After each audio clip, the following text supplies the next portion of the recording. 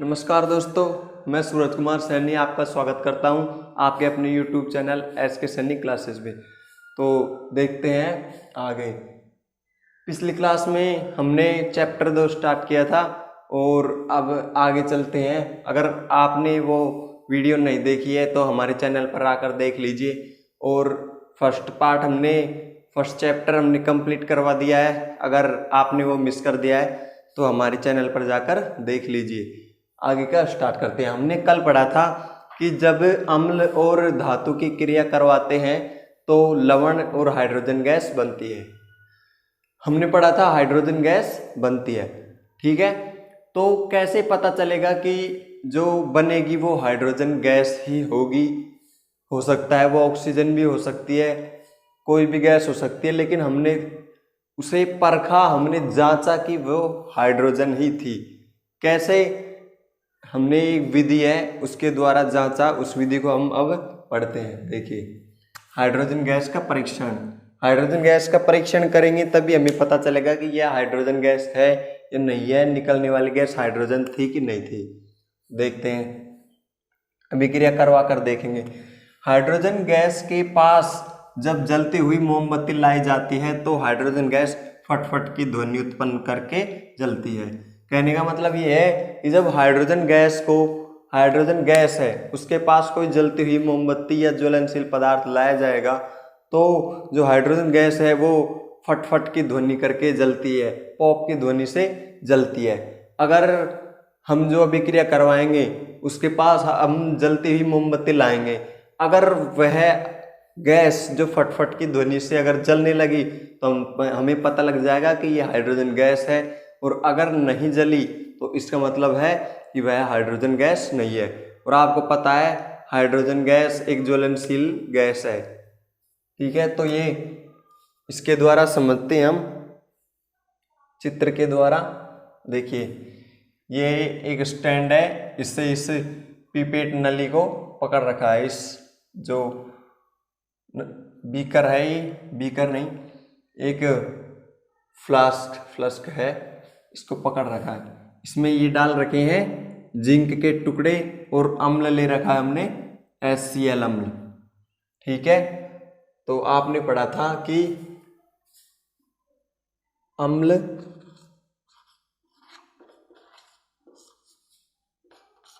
कि जब धातु के साथ क्रिया करवाते हैं तो लवण प्लस H2 गैस बनती है, ठीक है। ये अभिक्रिया थी। तो अम्ल क्या है? यहाँ पर HCl अम्ल लिया है हमने। और धातु कौन सी ली है? जिंक धातु ली है। अब ये इन दोनों की अभिक्रिया करवाएंगे। इसमें अम्ल भी है HCl और ये Zn के टुकड़े हैं धातु। जब इनकी क्रिया कराएंगे तो लवण बनेगा और एक बनने वाली गैस कौन सी होगी? हाइड्रोजन। तो देखते हैं कि इस अभिक्रिया से क्या हाइड्रोजन गैस बनती है या फिर कोई और गैस बनती है। देखते हैं, यहाँ पर जो गैस बनेगी उसको हमने इस बीकर में ले लिया है इस नली के द्वारा, और हमने यहाँ पर एक कॉर्क लगा दिया है जिससे कि गैस नली में होकर जाए, इधर होके बाहर नहीं निकले।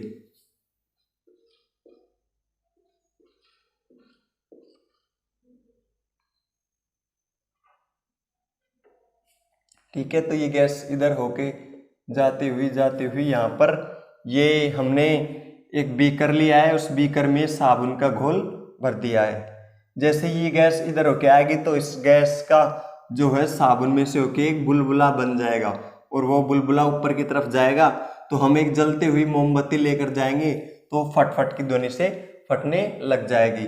इसका मतलब जो गैस बन रही है इस अभिक्रिया से वो हाइड्रोजन गैस है। हमने पहले देख लिया था कि हाइड्रोजन गैस फटफट की ध्वनि से जलती है। ये साबुन का घोल है, ये बीकर है,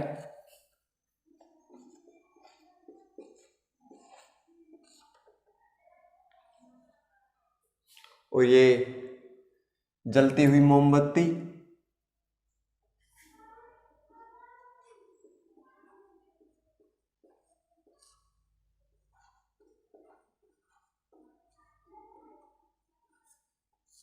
ठीक है। ये हाइड्रोजन के बबल्स,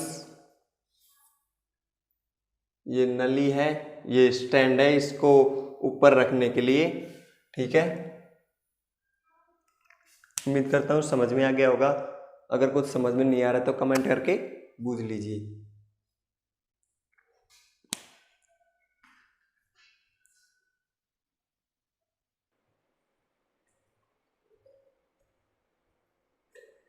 तो दोस्तों अगला टॉपिक है हमारा अम्ल व क्षारक की धातु कार्बोनेट व धातु बाइकार्बोनेट के साथ अभिक्रिया।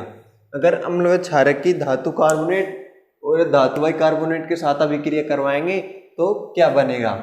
ठीक है, एक बात ध्यान रखना, एग्जाम में अक्सर पूछा जाता है, धातु बाइकार्बोनेट को हाइड्रोजन कार्बोनेट भी कह सकते हैं।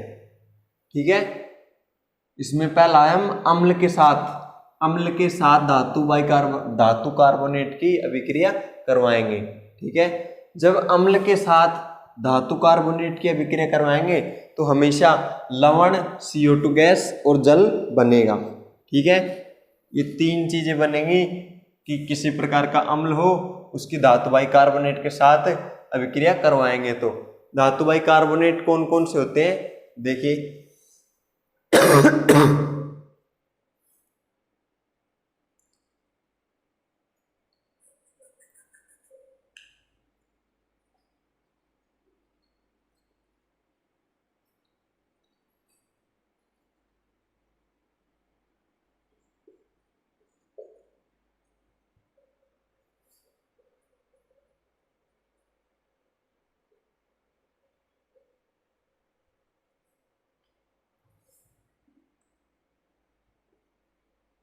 ठीक है, ये है धातु कार्बोनेट और ये है धातु बाई कार्बोनेट।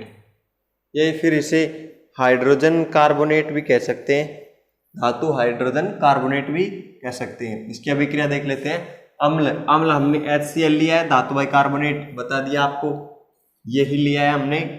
इसकी अभिक्रिया करवाएंगे तो NaCl बनेगा और एक बनेगा CO2 गैस और जल, जो कि NaCl जो कि एक लवण है, CO2 गैस बनेगी और जल बनेगा। और ये है HCl अम्ल और ये है धातु बाई कार्बोनेट Na2CO3। अब अगला देखते हैं हम, जब अम्ल की धातु बाई कार्बोनेट के साथ अभिक्रिया करवाएंगे तो क्या बनता है।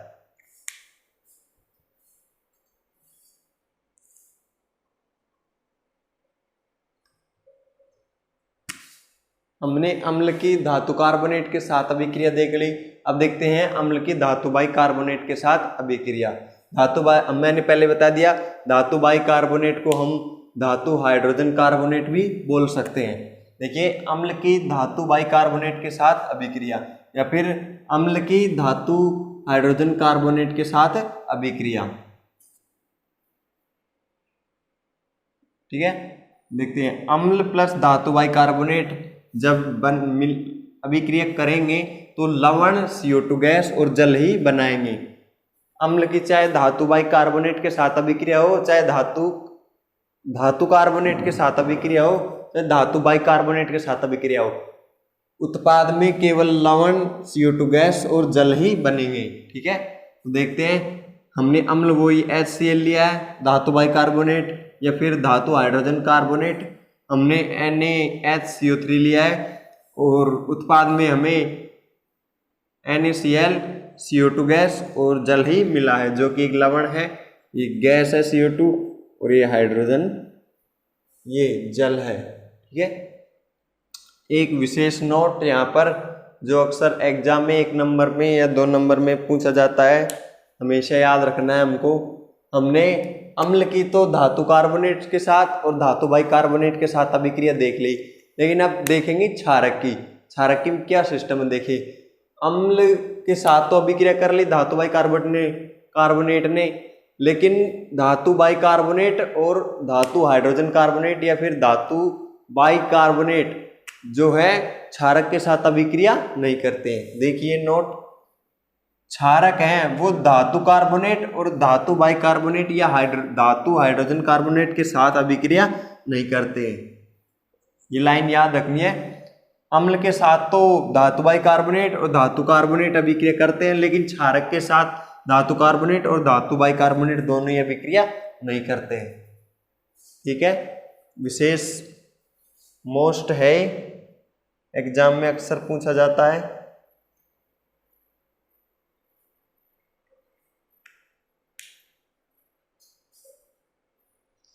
कुछ समझ में नहीं आ रहा है तो पूछ लीजिएगा, कमेंट करके मैं बता दूंगा सब आपको।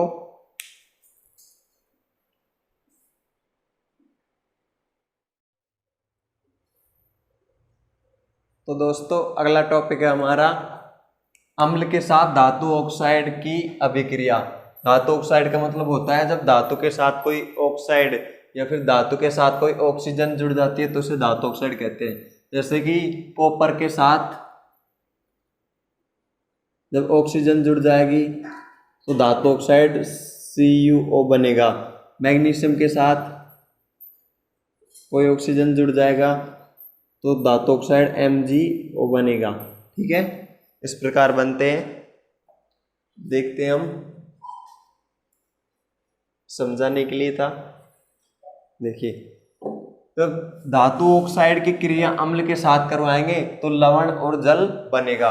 ठीक है, कोई धातु ऑक्साइड लेंगे उसकी क्रिया हम अम्ल के साथ करवाएंगे तो लवण और जल बनेगा। लेते हैं धातु ऑक्साइड, अभी हमने जो देखा था जैसे कि CuO फिर या MgO ले लेते हैं। इसमें CuO लिया है हमने।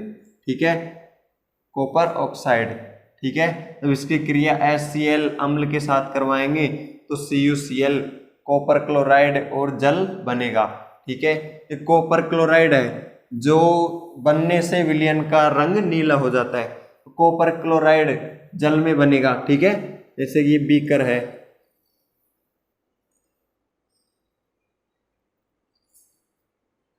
इसमें ये कॉपर क्लोराइड बनेगा जल में, उस कॉपर क्लोराइड का रंग कैसा हो जाएगा, नीला हो जाएगा।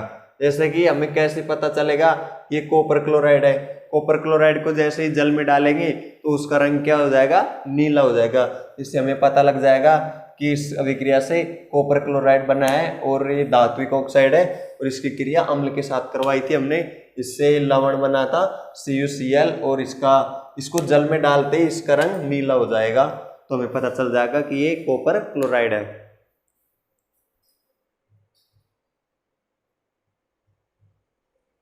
तो देखिए दोस्तों अगला टॉपिक है हमारा क्षारक के साथ अधात्विक ऑक्साइड की अभिक्रिया।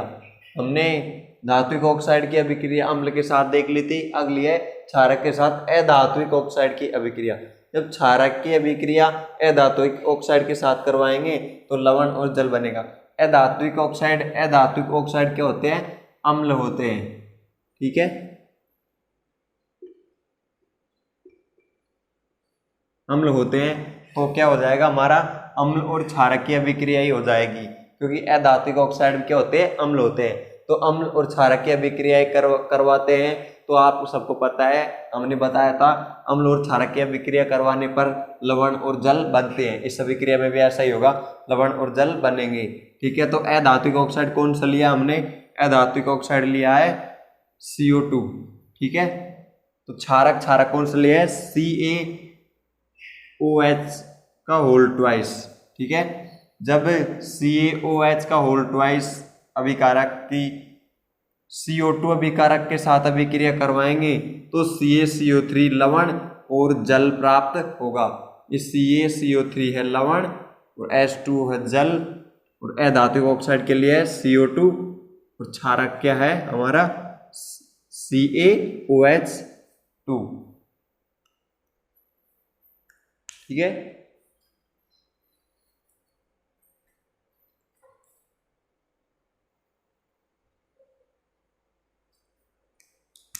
तो हमने अम्ल और क्षारक के गुण पढ़ लिए थे कि अम्ल स्वाद में खट्टे होते हैं, क्षारक स्वाद में कड़वे होते हैं। अब अम्ल और क्षारक जल में किस प्रकार होते हैं ये देखते हैं हम। अम्ल जलीय विलयन में अम्ल तथा क्षारक के गुण। जलीय विलयन में अम्ल किस प्रकार व्यवहार करते हैं, कैसे होते हैं, क्या होते हैं। क्षारक जलीय विलयन में कैसे होते हैं, कौन से आयन देते हैं, क्या बनाते हैं। ठीक है, सबसे पहले अम्ल के बारे में पढ़ेंगे। जल में अम्ल H+ हाइड्रोजन आयन देते हैं। ये हमने पहले ही पढ़ लिया, बताने की जरूरत नहीं है। जल में अगर हम किसी अम्ल को डालेंगे तो H+ आयन के रूप में होगा। H+ ion H3O+ hydronium ion के रूप में पाए जाते हैं। जल में हमने पढ़ा था कि H+ आयन देते हैं, और जो H+ आयन होता है वो जल में जाने के बाद H3O+ आयन के रूप में टूट जाता है, जिसे हम कहते हैं हाइड्रोनियम आयन। ठीक है, जैसे कि हम देखते हैं जब हाइड्रोनियम H+ आयन को जब जल में डालेंगे तो वो किस प्रकार होता है, वो H3O+ हाइड्रोनियम आयन के रूप में ही जाता है। ठीक है, एक अम्ल के उदाहरण से समझ लेते हैं। जैसे हमने पढ़ा था कि जल में अम्ल H+ आयन देते हैं, H+ आयन तो देते हैं लेकिन वो H+ आयन हाइड्रोनियम आयन के रूप में होता है। ठीक है, देखते हैं जब हम HCl अम्ल को जल में प्रवाहित करवाएंगे तो हमें H3O+ हाइड्रोनियम आयन और क्लोरीन गैस प्राप्त होगी। ठीक है, हमने पढ़ा था कि किसी भी अम्ल को अगर जल में डालेंगे तो अम्ल है उसमें H+ आयन देते हैं, अम्ल हमेशा जल में H+ आयन देते हैं, हमने पढ़ा था। और H+ आयन किस प्रकार होते हैं, वो H+ आयन H3O+ आयन अर्थात हाइड्रोनियम आयन के रूप में होते हैं। इसमें देख सकते हैं हम इस अभिक्रिया में H2O = H3O+ hydronium ion plus Cl, chlorine gas निकल जाएगी इसमें से, और इसलिए इस पर माइनस का ऋण आवेश आया है। ठीक है, समझ में नहीं आ रहा हो तो कमेंट करके पूछ लीजिए, हम बता देंगे आपको।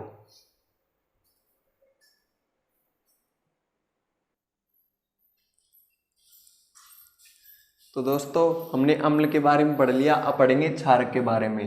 देखिए जल में क्षारक OH- आयन देते हैं, ये तो हमने पहले ही पढ़ लिया, बताने की जरूरत नहीं है।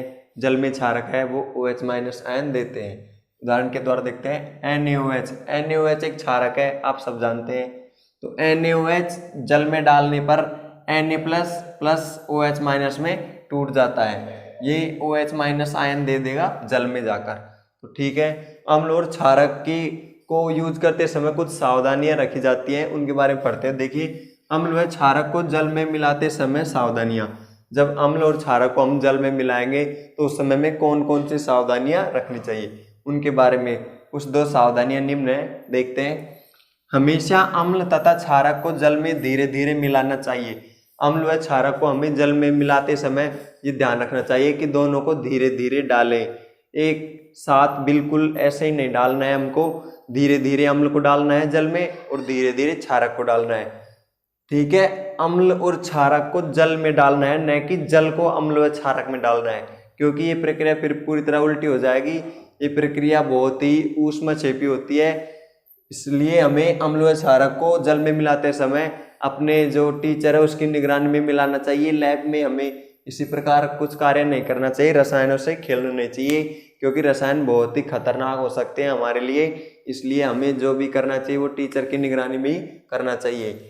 यह प्रक्रिया अत्यधिक ऊष्मक्षेपी होती है, इसलिए कांच पात्र को धीरे धीरे हिलाते रहना चाहिए। जब हम अम्ल व क्षारक को जल में डालेंगे तो हमें धीरे धीरे जो पात्र है उसमें डालेंगे, उस पात्र को भी धीरे धीरे हिलाते रहना चाहिए, क्योंकि अगर हम नहीं हिलाएंगे तो यह प्रक्रिया बहुत ही ऊष्मक्षेपी होती है, बहुत ही ऊष्मा बाहर निकलती है, तो वह ऊष्मा पूरी तरह नहीं निकल पाएगी बाहर, और कांच पात्र फट भी सकता है और कुछ भी हादसा हो सकता है। देखिए किस प्रकार,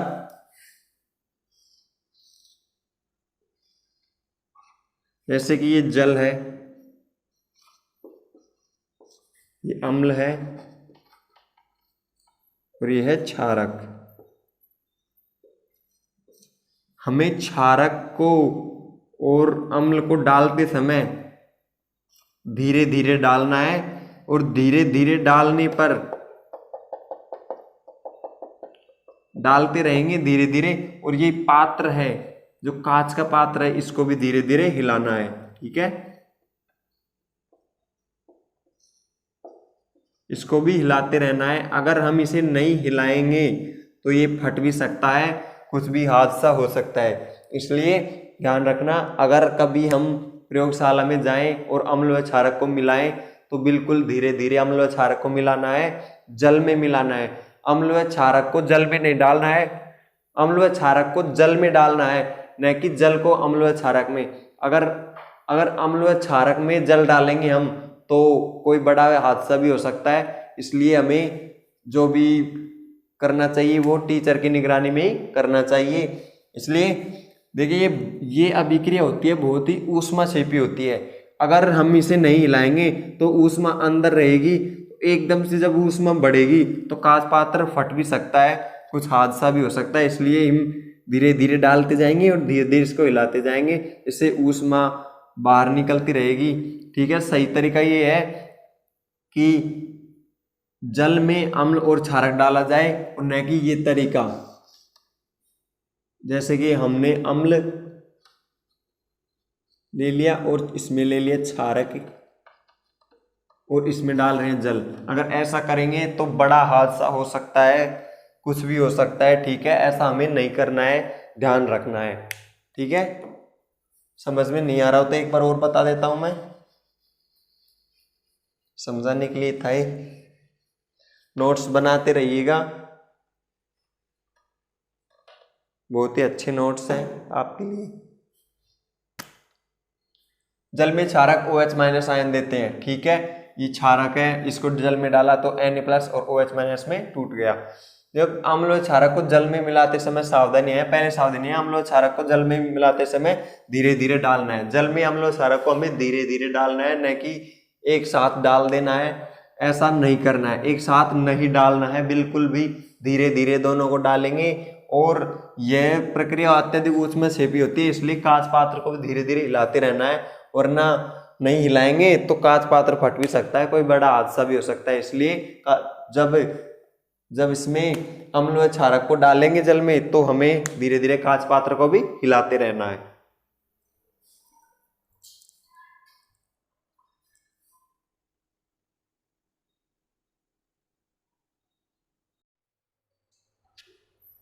तो दोस्तों हमने पढ़ा था कि जब धातु बाइकार्बोनेट की क्रिया अम्ल से करवाते हैं तो लवण, जल और CO2 गैस बनती है। तो उस अभिक्रिया में बनने वाली गैस CO2 ही है। ये कैसे पता चलेगा हमें? तो उसका पता लगाने के लिए हम करते हैं CO2 का परीक्षण, कार्बन डाइऑक्साइड या फिर CO2 का परीक्षण करते हैं। देखिए इसमें क्या करते हैं, क्या होता है, इसमें चूने के पानी से CO2 प्रवाहित करवाने पर चूने का पानी सफेद हो जाता है। तो चूने का पानी है उसमें से अगर हम CO2 गैस को प्रवाहित कराएंगे तो जो चूने का पानी है वो सफेद या फिर दूधिया रंग का हो जाता है। अब इस अभिक्रिया में हम चूने के पानी से CO2 गैस को प्रवाहित करवाएंगे।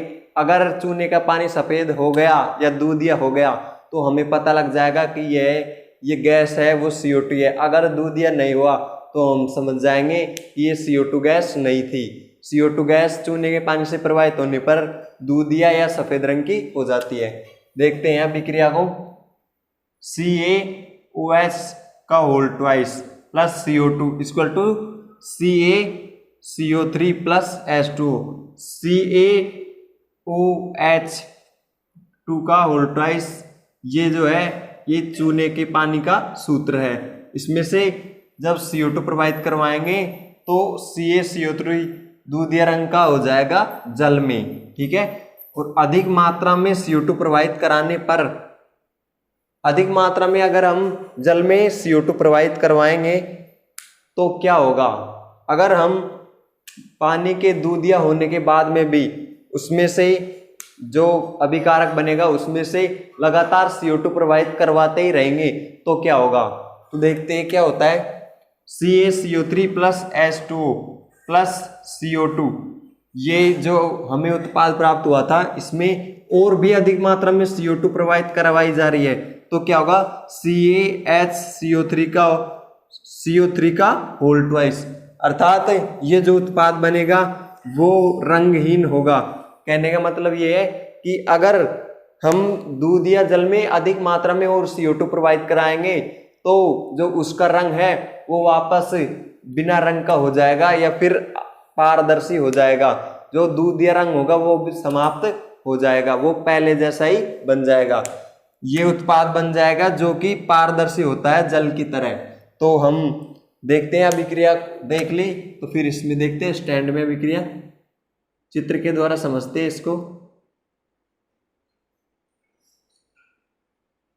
देखिए ये एक स्टैंड है, इस स्टैंड से ये नली को पकड़ रखी है, पीपेट नली को, और इसमें यहाँ पर लगा रखा है कॉर्क, जिससे कि जो गैस निकलेगी वो नली के द्वारा ही जाए, इधर होके बाहर नहीं निकले।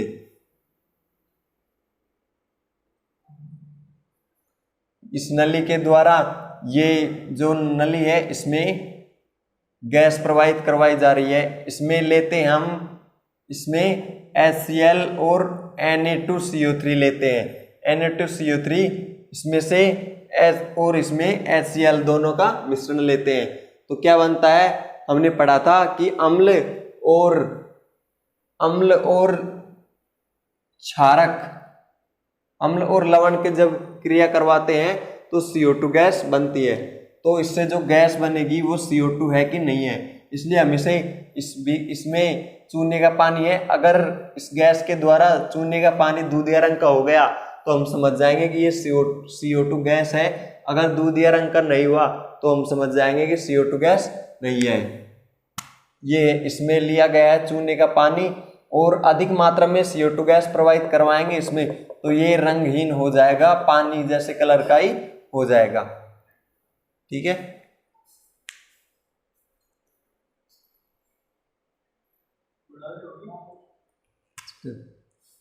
जो ये HCl अम्ल लेते हैं, ये अम्ल और ये है धातु कार्बोनेट। अम्ल और धातु कार्बोनेट की क्रिया करवाते हैं तो लवण और जल और CO2 गैस बनती है। तो इसमें जल और लवण रह जाएंगे और जो गैस है वो ऊपर होकर इसमें नली में चली जाएगी। इस नली में जाने के बाद अगर ये जो चूने का पानी है वो दूधिया रंग का हो गया तो हम समझ जाएंगे कि CO2 गैस है, और नहीं हुआ तो समझ जाएंगे CO2 गैस नहीं है। ये क्या होता है, ये एक प्रक्रिया होती है जो हम लैब में करवाते हैं इस स्टैंड पर इस नली को लगाकर। तो हम देखते हैं कि दूधिया रंग का पानी होता है तो फिर कैसे होता है, वो चौक पाउडर की तरह होता है, कुछ देर बाद वो नीचे बैठ जाता है। कैसे, देखिए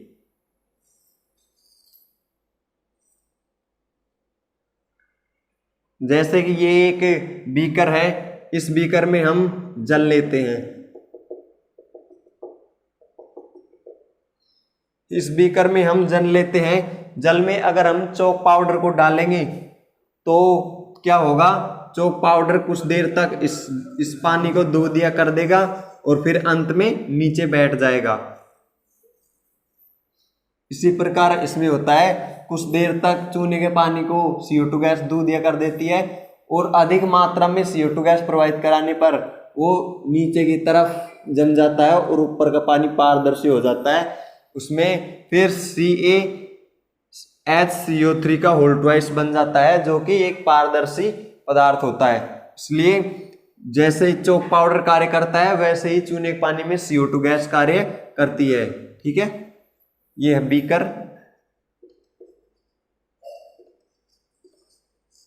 ये है जल, ये है चौक पाउडर।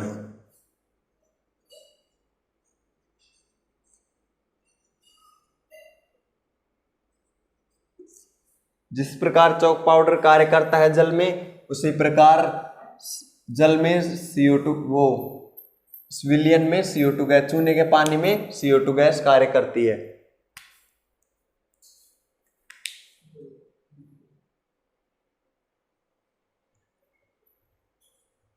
दोस्तों अगला टॉपिक है हमारा अम्ल व क्षारक की परस्पर अभिक्रिया। हमने अम्ल की धातु कार्बोनेट के साथ अभिक्रिया करवा ली, धातु बाइकार्बोनेट के साथ अभिक्रिया करवा ली।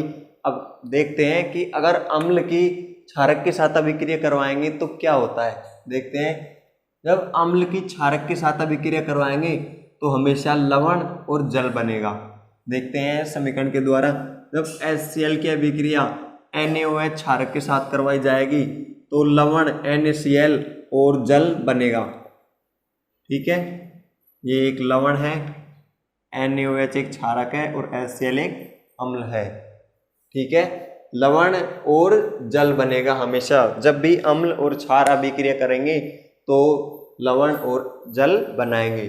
ठीक है, एक परिभाषा आ रही है बहुत ही इंपॉर्टेंट, देखिए उदासीनीकरण अभिक्रिया। क्या होती है, देखिए जब अम्ल व क्षारक परस्पर अभिक्रिया करके लवण और जल का निर्माण करते हैं तो ऐसी अभिक्रिया उदासीनीकरण अभिक्रिया कहलाती है। जब अम्ल और क्षारक की अभिक्रिया करवाई जाएगी तो वो दोनों आपस में प्रभाव को नष्ट करके लवण और जल का निर्माण करेंगे, तो ऐसी अभिक्रिया उदासीनीकरण अभिक्रिया कहलाएगी। उसमें न तो अम्ल का प्रभाव होगा न क्षार का प्रभाव होगा, दोनों मिलकर एक लवण और जल बना देंगे, उसमें दोनों का ही प्रभाव आपस में ही नष्ट हो जाता है। एक दूसरे, देखिए इसमें लिखा भी है, इस अभिक्रिया में अम्ल एवं क्षारक एक दूसरे के प्रभाव को नष्ट कर देते हैं और लवण और जल बना देते हैं। जब अम्ल व क्षारक परस्पर अभिक्रिया करते हैं तो लवण और जल ही बनाते हैं, तो ऐसी अभिक्रिया ही उदासीनीकरण अभिक्रिया कहलाती है। उदासीनीकरण का अर्थ होता है उदासीन हो जाना। जैसे कि अम्ल और क्षारक दोनों अभिक्रिया करेंगे तो उदासीन होकर एक लवण बनाएंगे और जल का निर्माण करेंगे।